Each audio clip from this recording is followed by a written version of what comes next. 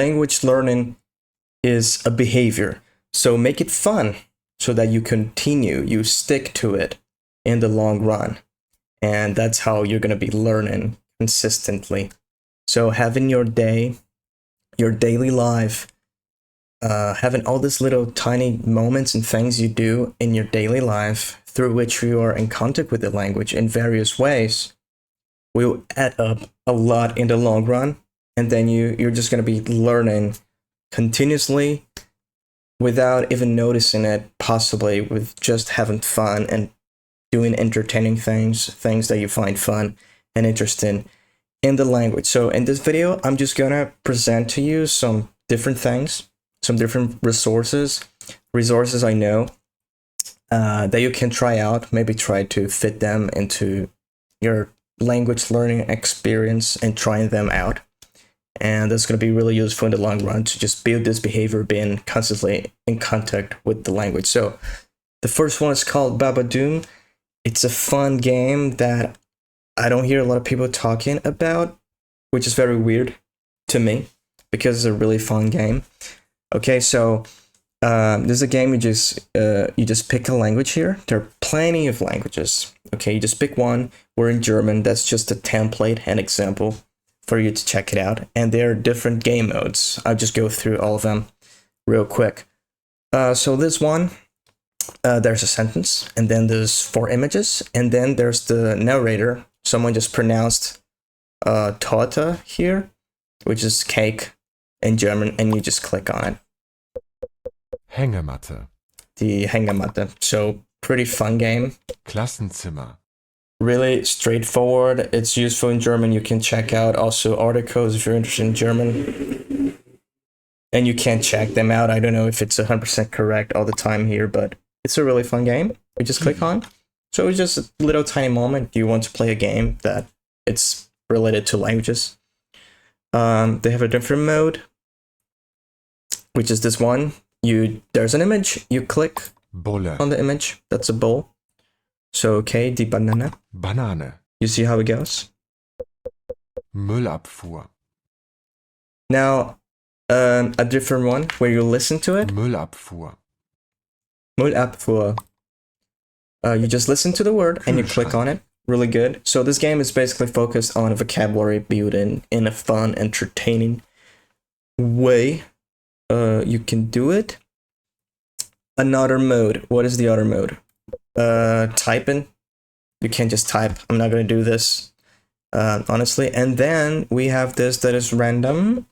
Klaue. I think. A random mode. You can select different languages. Yeah, I think it just mix up the suddenly change to Japanese. How is this possible? But you know, you get the feeling of the game. You can go to another language. Cœur. French here, le cœur. Okay, that's the one. Check it out. See if it works for you. See if you think it's fun to do. Another one here, the widely known Duolingo. Now this is also really good for vocabulary. This is the one I use the most, the tool I use beyond my behavior, just being in contact with the language through all different sources.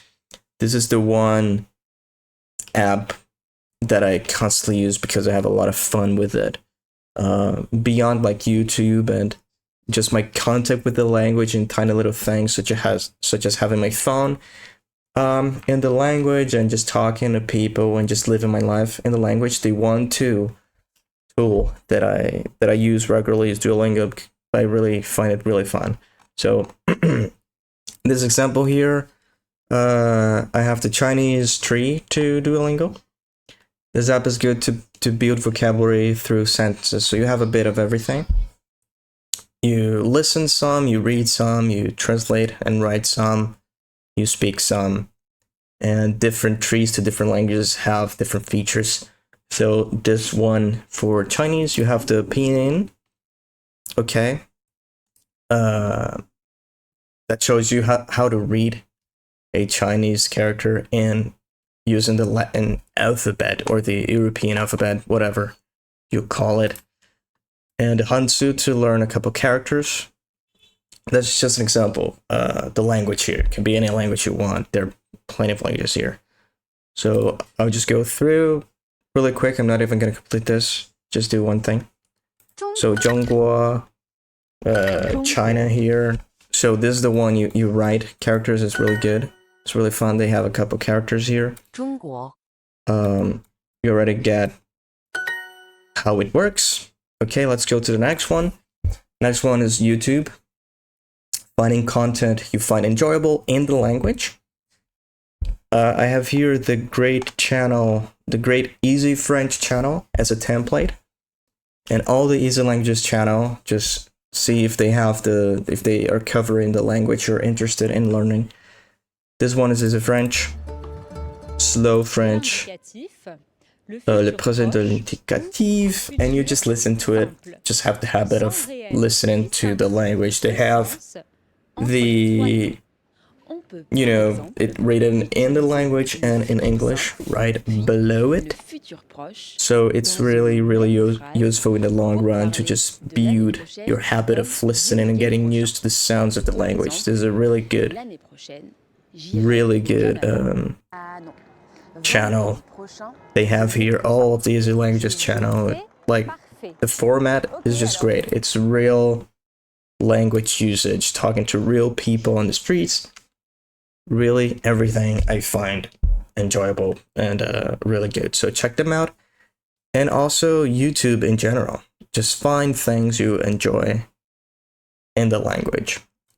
Okay, if you're a beginner, you try some beginners things mixed with other things that are not for beginners, or they're not within this beginner, intermediate, or advanced thing. Something that's just totally out of this format. Something that you just find interesting, and that is about real people having real conversations and real usage of the language, mixed with beginners things if you're a beginner. But don't limit yourself to go in with this schedule of beginner, intermediate, and advanced. Real languages, don't worry about that. Like, you haven't learned your first language like that, right? You're just in an environment, and you've been constantly in contact with the language, so you got more and more used to it. So do the same. Mix if you want to with this beginners things, but mix natural, real world things with things focused on language learning or language teaching. Just do both. Don't just go for beginners things. You gotta also just listen to random things, so you have more exposure in different areas to the language. Anyway, you see what works better for you. Then you got ChatGPT, which is AI, the template, the one representing the AI guys here. Here you can just ask questions: how to say this? How does that work? You know, it's just like the ultimate search engine nowadays. So you can't just look for anything. I don't even know. Let's go random here. Useful Chinese characters. Oh my god. Characters to know as a beginner. I'm not gonna correct that. It will just give you something here, and you check it on Google, whatever other search engine you use. Numbers. And you can check things out here. Just be curious and, you know, just ask away and cross-check things on the internet. So yeah, it's given us a lot of things. Quite isolated. I thought we would be given some phrases here, actually. And it's given a really long thing here, combining characters, practice, write-in, focus, and context. Okay, so that's it for this video. I just wanted to show these 4 different things. Maybe you know them already, maybe you don't. You can try them out, you can not.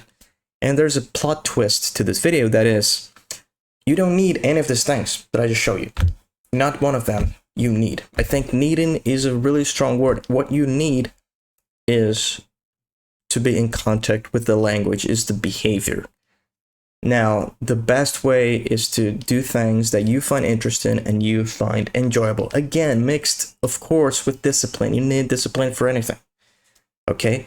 But now, each one of us will find our own ways of doing things. That is only us. Nobody can learn anything for you. You're going to build naturally your own ways. So just try these things, see if you enjoy them, see if you like them.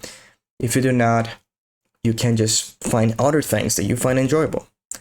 The most important thing is the behavior, being in contact with the language constantly. In the long run, you're always getting better. That's how learning works. So that was the twist. These are recommendations. You can try them out. You can build behavior through these things because they help you to keep in contact with the language through these tiny moments. To fit in your day. Like listening, you can go to the gym whilst you listen to Easy French. When you're waiting in line, you can do some Duolingo and play some babadum. Out of nowhere, you have a question, something that you find interesting and curious, and you just look it up on ChatGPT. Anyway, there's 4 resources I have for you today. Keep on learning and enjoy it. That's the best way to do it. It's an endless thing. It's only improvement. Have fun with it. And I'll see you in the next video. Thanks a lot. Have a good one. Bye-bye.